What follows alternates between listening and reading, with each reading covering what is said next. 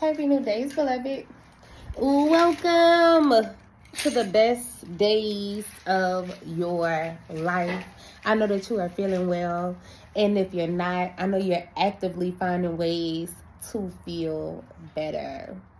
Today we're talking about positive self-talk. I was just reading an article, and the article discussed that the majority of people, and the majority was over 88% of people have more negative thoughts than positive thoughts. And the ratio was that 82% of their automatic thoughts about themselves were negative, right? And so when we look at, when you're just examine your thoughts, analyze your thoughts, the majority of them, right? What do you feel about yourself? And I want to tell you why that's so important. Okay, so when we looked at, and this is not me personally, the researchers in this particular article, right? And this was a study done last year, 2023. This study was done.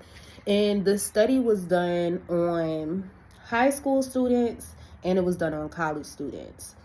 And so what they found about high school students who are performing low, these students identify with being bad students. These students identify with being academic failures.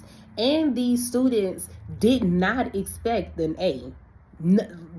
Those students said that they wasn't going to get an A for classes that they had not even signed up for, nor did they know the subjects of those classes, but they have already identified who they are prior to even knowing the content of the subjects. They had already said that they would not make an A. This is such a clear projection of how your self-identity can determine your success. There are people who are successful not because they are brilliant, but simply because they had identified with success. Not because of a special skill or a special technique, but these people identified with success. They felt successful regardless of what they do. And so what if you took that perspective on? What if you identified with success, you identified with prosperity, you identified with positivity, even before you got to wherever it was that you were going, right? So even before you got to the next objective, the next job, the next opportunity, the next individual, you have already predetermined who you are to the world, right? And once you determine that, other people can't alter that, and circumstances can't alter that, right? My automatic response is, I am wealthy, I am healthy, I am beautiful, I am understanding, I am knowledgeable. And regardless of what circumstances, regardless of what people I come across, that doesn't change who I am at the core. So even if I had an experience of failure, that is not my sum total. I know that I'm triumph and I always win. That was an experience, right? That doesn't represent the sum total of me, right? And we can see this in people that are successful. If you take Michael Jordan in high school, no one thought Michael Jordan would be who he is, right? In high school. So when you look at individuals like that who have went on to surpass whatever identifications people gave them, and you see they win. But what if Jordan took on the identity that was given to him, that he was a failure and that he wouldn't be successful? We wouldn't know his name. He wouldn't be a household name. He wouldn't be a name that's known across generations. So whatever someone have told you, or whatever you have told yourself, if it is not beneficial for you, you need to rewrite the narrative. You need to take back your identity. You need to take back your self-image and make sure that your self-image aligns with everything that you desire. I can't say that I want to live a healthy, wonderful, loving life with prosperous events and materials all around me and think that I'm a failure. It won't happen. you can't be in opposition of your goals. You can't be in oppositions of the things that you desire so very bad, right? So if you are looking to create something in your life, some form of success in your life, you have to get rid of I am a failure mindset. Get rid of it. Whoever told you that, I'm sorry, honey bun. I am sorry. That is not who you are. That is not who you are at the core of you. I don't care if you was a dropout. I don't care if you went to jail. I don't care if you had babies out of wedlock. I don't care if you was a teenage mother. None of those things are who you are at the core. It's not the essence. It's not the nature of you. And you can reject those self-images that other people have given you and create your own. You do not have to be who they said you were. They said a lot of things about me. Right? You want to get to a place where your word sound is much louder than them. To hear that funny joke, right? So at work, you get graded on your performance, right? And it's a nice concept to have, right? That someone's going to come in and critique you and give you some feedback. It's a nice concept to have. And I noticed that a lot of people would be scared to go through the observation, right? They would be scared to be graded on their performance.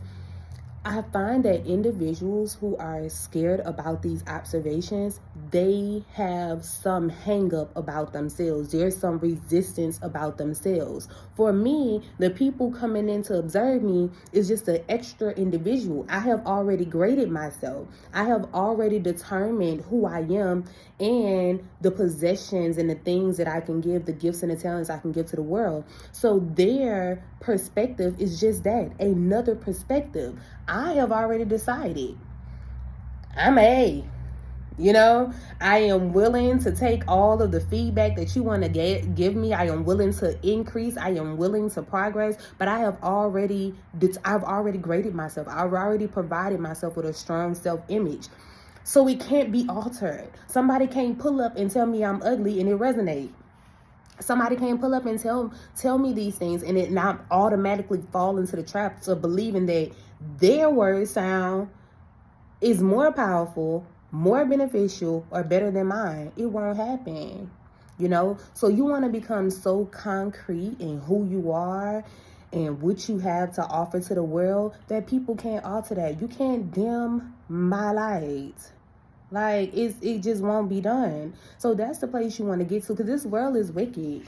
It's wicked. And the people, a lot of people who passing on the bad energy, they don't even, half of them don't know that they passing on bad energy. And the ones who are passing on bad energy and know it, they're fighting their demons. So you can't take these people's perspectives and ride off to the sunset with it. Determine for yourself who you are and what it is that you have to give to the world. What are your gifts and talents? What are the things that you're manifesting? Determine that for yourself. Don't think that your mom can do it, your dad can do it. Stop identifying with your childhood trauma.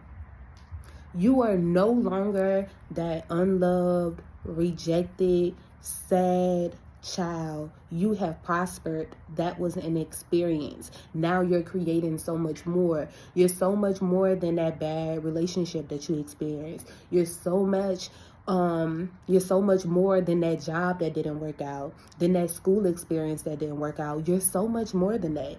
Ride off in that. Let that be the frequency that carries you. Woo! Enjoy your beautiful days, loved one. And no, it's not easy. Of course it's not easy. It's a journey, okay? This is a marathon. Let's enjoy ourselves. And as we elevate, know that challenges will come. And I celebrate my challenges like I celebrate my victories. I'm like, oh, a challenge? It won't last long because I have a solution mindset. Infinite solutions to any problem that might come across. Because if it's a problem, in order for it to be a problem, there have to be solutions. And there's infinite solutions in this world. Have a beautiful day, loved ones.